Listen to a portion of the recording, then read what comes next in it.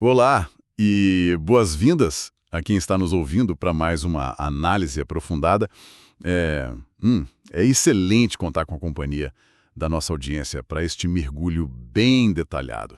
O material de base que temos em mãos hoje traz, sabe, uma daquelas perspectivas que mudam completamente a forma como a gente enxerga o mundo ao nosso redor. Muda mesmo. Estamos trabalhando com uma seleção fascinante de trechos do livro Fora de Série, também conhecido como Outliers. E a missão para essa nossa exploração hoje é desconstruir um mito que é muito poderoso na nossa cultura, o mito do sucesso estritamente individual.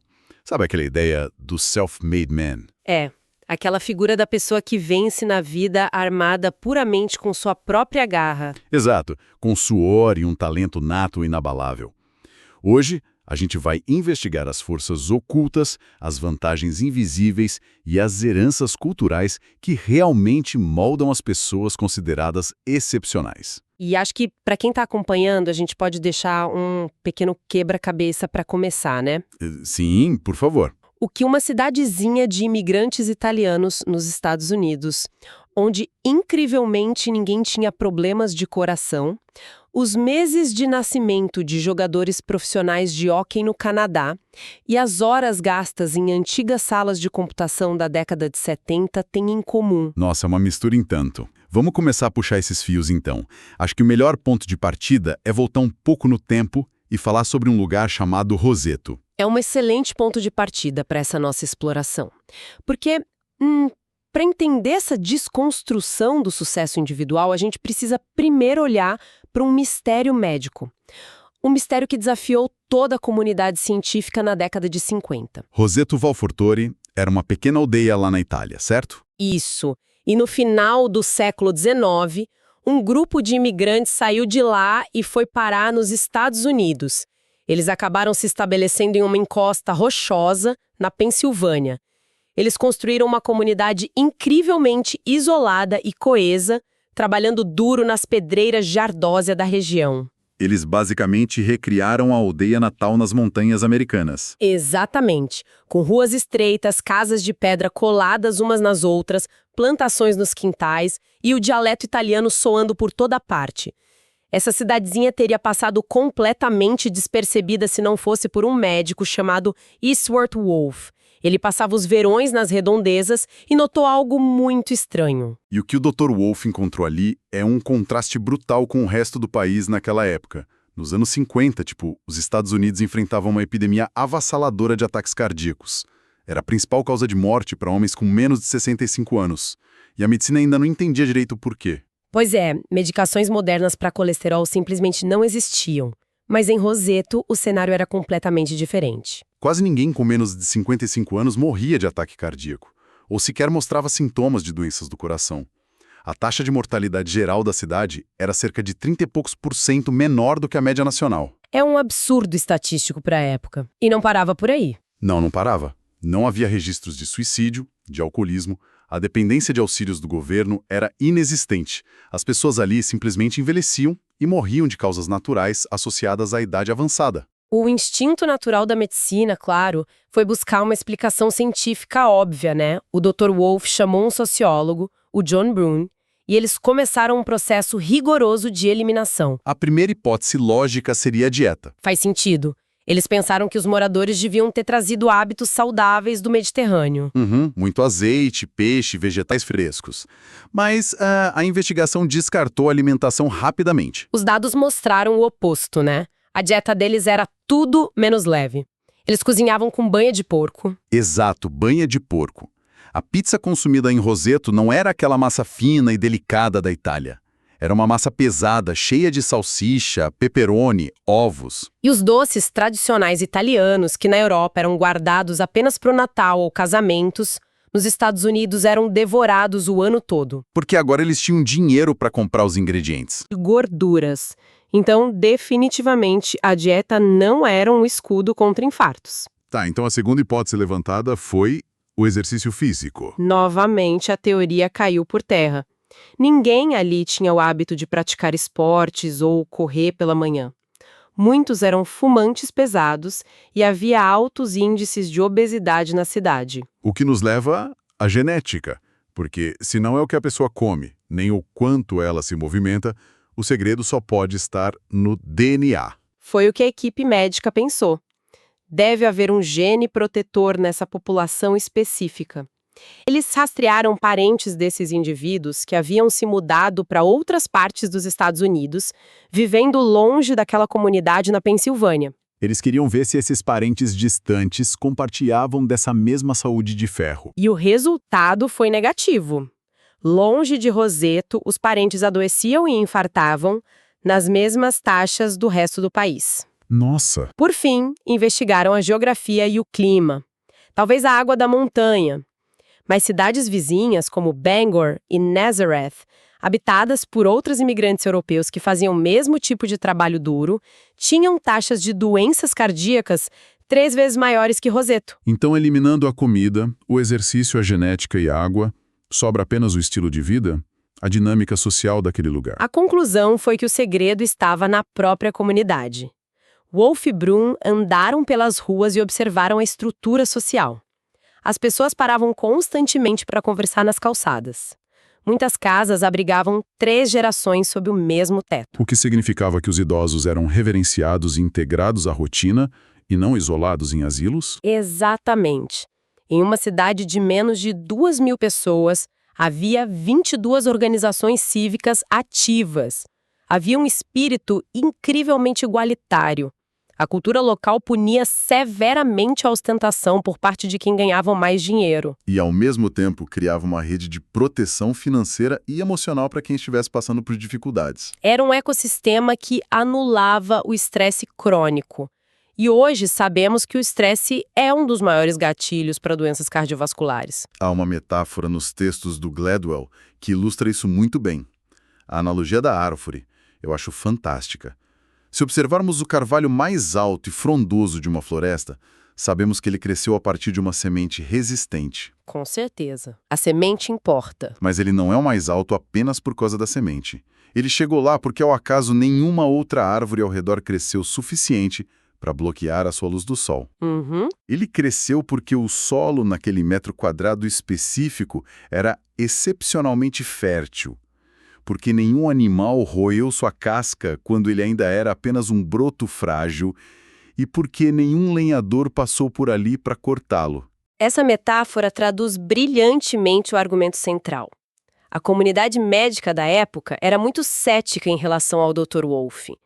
A medicina focava estritamente no indivíduo, nas células dele, nas escolhas pessoais dele. A ideia de que a saúde coronária de um homem poderia depender do fato dele morar em uma rua onde os vizinhos se reúnem para cozinhar juntos aos domingos, isso soava quase como feitiçaria para eles. Mas os dados eram irrefutáveis. A medicina teve que aceitar que não é possível isolar o indivíduo de sua cultura e de seu ambiente se quisermos entender a sua biologia. E o que a nossa exploração propõe hoje é aplicar esse mesmo princípio para pessoas bem-sucedidas. O sucesso não é apenas uma semente boa, é sobre a floresta ao redor dela. E isso nos serve de ponte perfeita para testar essa teoria em um ambiente onde supostamente apenas o indivíduo importa. Roseto prova que não podemos ignorar o ecossistema social para a saúde. Mas e quando falamos de puro talento físico, agressividade e habilidade? Você diz no caso dos esportes profissionais. Sim, que são vistos como o ápice da meritocracia. Para analisar isso, os textos nos levam ao Canadá, mais especificamente às ligas de hóquei no gelo. A seleção lá é implacável, desde que as crianças são minúsculas. Apenas os melhores, puramente por mérito, chegam ao topo. É o que a gente gosta de acreditar. Pois é.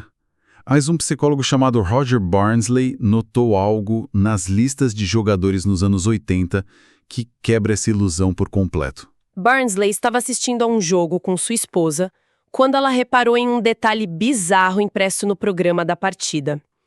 Eram os meses de nascimento dos jogadores.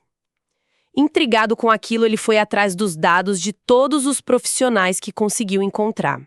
E a estatística que emergiu, que foi confirmada em ligas de elite e na própria Liga Nacional, revelou um padrão estrutural inacreditável. Sim, nos grupos de elite, cerca de 40% dos jogadores nascem no primeiro trimestre do ano, entre janeiro e março.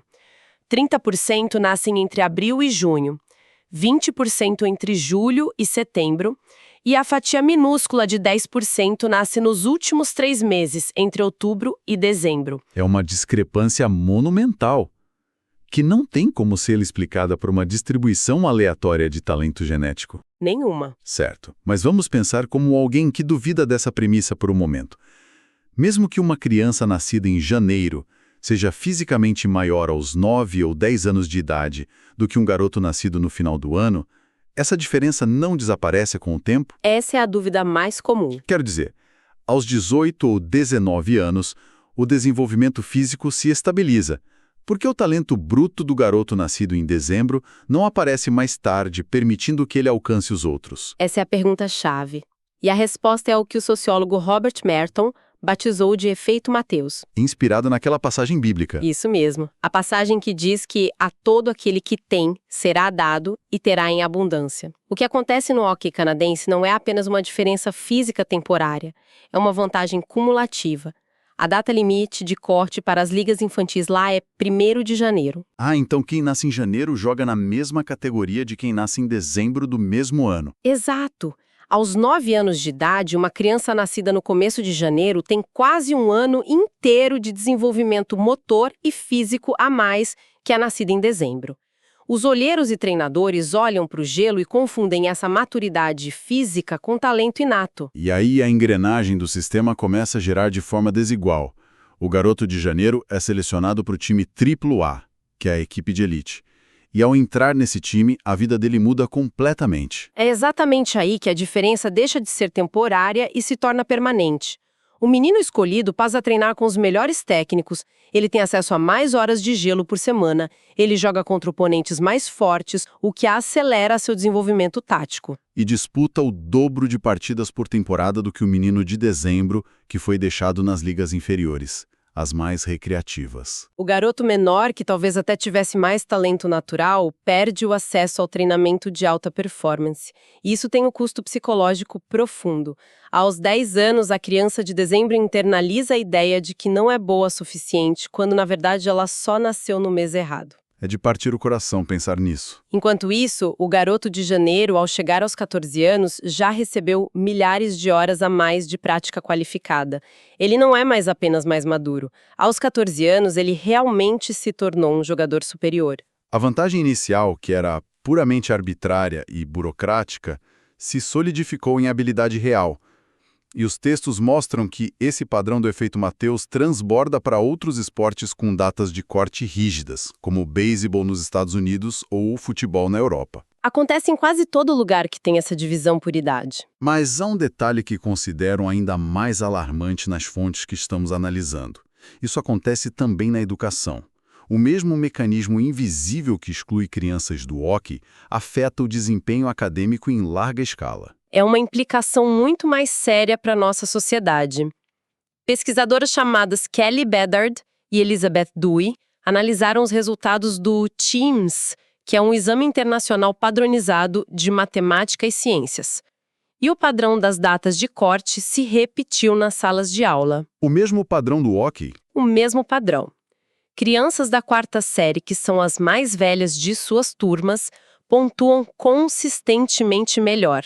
Para traduzir os dados em algo palpável, essa pontuação maior é frequentemente a linha divisória entre uma criança ser selecionada para um programa de alunos superdotados ou ser colocada em uma turma de recuperação. Assim como no esporte, professores confundem maturidade cognitiva de uma criança quase um ano mais velha com inteligência superior. E a criança que entra na turma avançada recebe um currículo mais desafiador, melhor infraestrutura e cria uma identidade de estudante brilhante. Enquanto isso, a criança mais nova perde a confiança. E os dados mostram que essa diferença não some no ensino médio. Ao chegarmos às universidades de elite americanas, há uma desproporção enorme. Os alunos que eram os mais novos de suas turmas de infância são uma minoria drástica nesses campi. Eles ficam para trás não por falta de capacidade intelectual, mas porque o sistema escolar exigiu que competissem em desvantagem cronológica aos 6 anos de idade. É por isso que o modelo de um país como a Dinamarca, citada nos textos, chama tanta atenção para a gente que estuda isso. Eles possuem uma política educacional que proíbe a separação de alunos por habilidade em grupos avançados ou atrasados antes dos 10 anos de idade. Eles dão tempo para que as variações naturais de maturidade se nivelem antes de tomar decisões institucionais que podem definir o futuro acadêmico de alguém. Faz todo sentido. O que as nossas fontes argumentam é que, por causa da forma como estruturamos nosso sistema de seleção, estamos essencialmente desperdiçando o potencial de quase metade da nossa população simplesmente porque nasceram no momento errado do calendário. Isso abala consideravelmente a nossa fé na ideia de que os melhores sempre chegam ao topo, independentemente das circunstâncias, né? Muito. E nos prepara para enfrentar o próximo grande mito que o Gladwell ataca, a ideia do gênio nato e a famosa regra das 10.000 horas. Ah, essa é clássica. O material nos convida a imaginar o cenário do Centro de Computação da Universidade de Michigan, em 1971. Imagina só! Estamos falando de um lugar cheio de mainframes gigantes, sabe, uma tecnologia que a maioria das pessoas nem sonhava em ver de perto na época. E é ali que encontramos um adolescente chamado Bill Joy. Que viria a ser conhecido como o Edison da internet. Exato.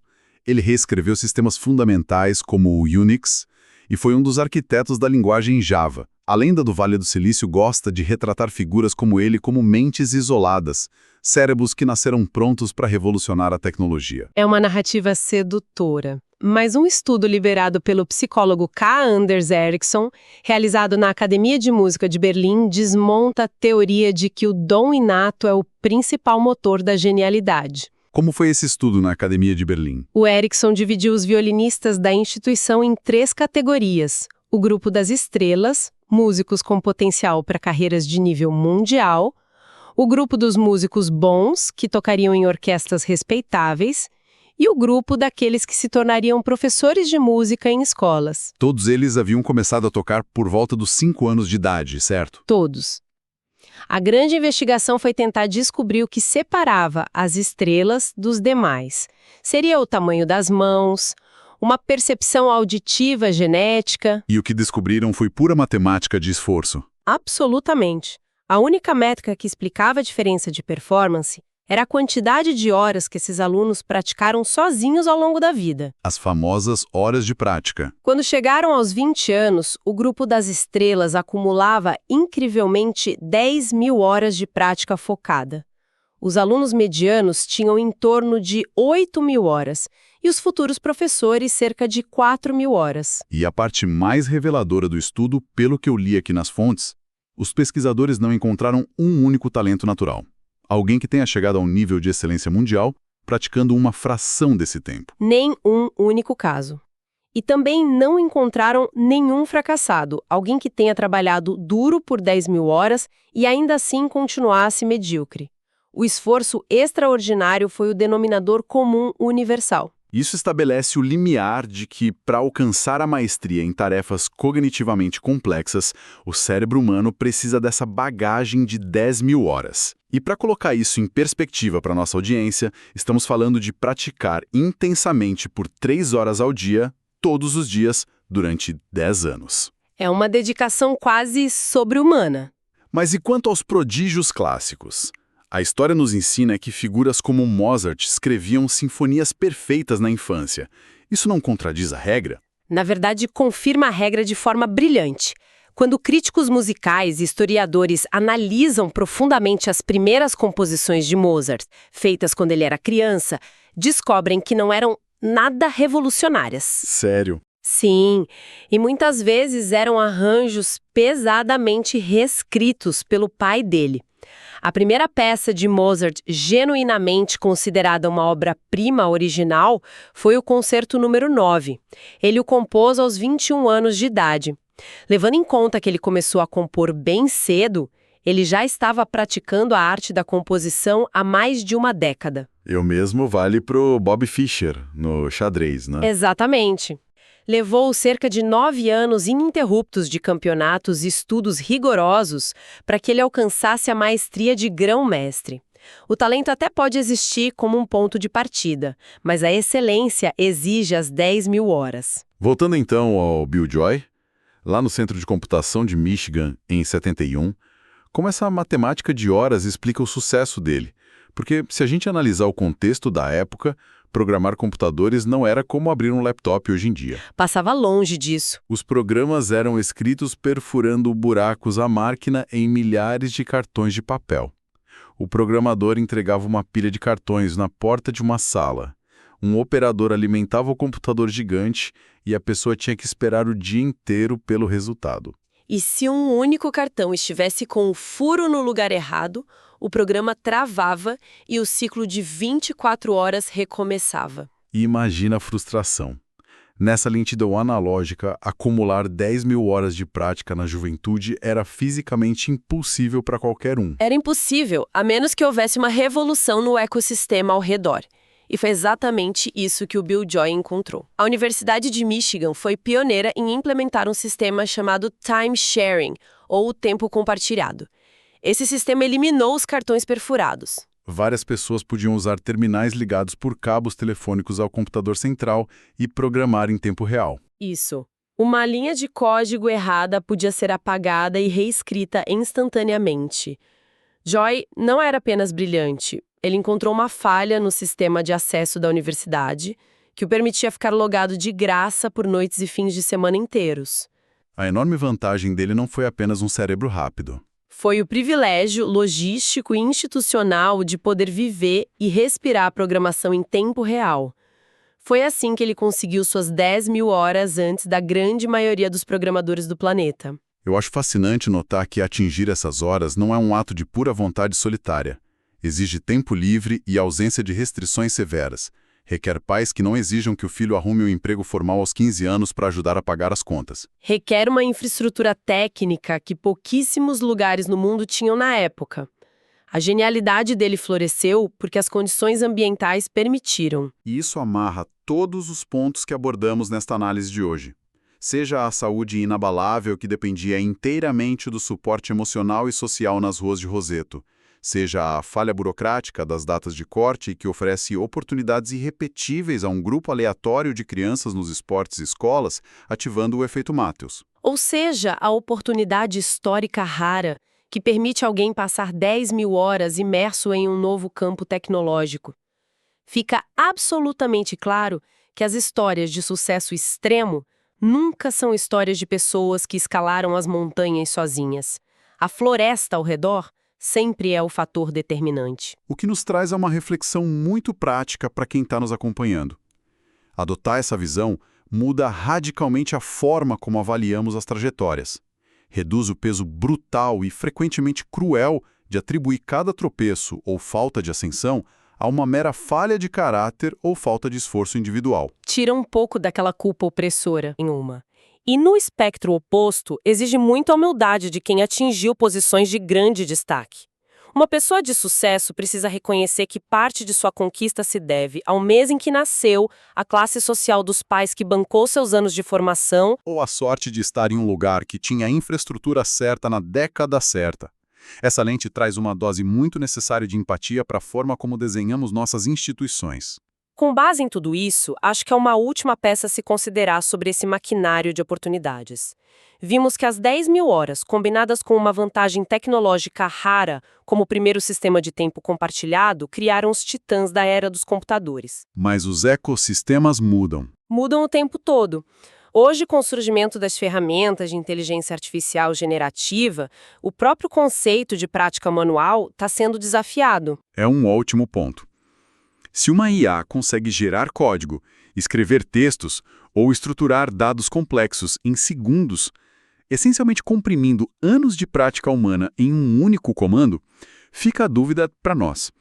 A regra das 10.000 horas ainda é um muro que separa os excepcionais do resto? Ou será que os novos Bill Joys do nosso tempo são simplesmente aqueles que, hoje, têm o luxo, o tempo e o privilégio de estarem debruçados entendendo como conversar com essas novas máquinas de IA antes que as regras do jogo mudem de novo? É um convite excelente para prestarmos atenção às vantagens invisíveis que estão sendo criadas neste exato momento nas nossas empresas, na nossa economia e no nosso dia a dia. Agradecemos imensamente a companhia de quem nos ouve durante esta nossa análise aprofundada de hoje.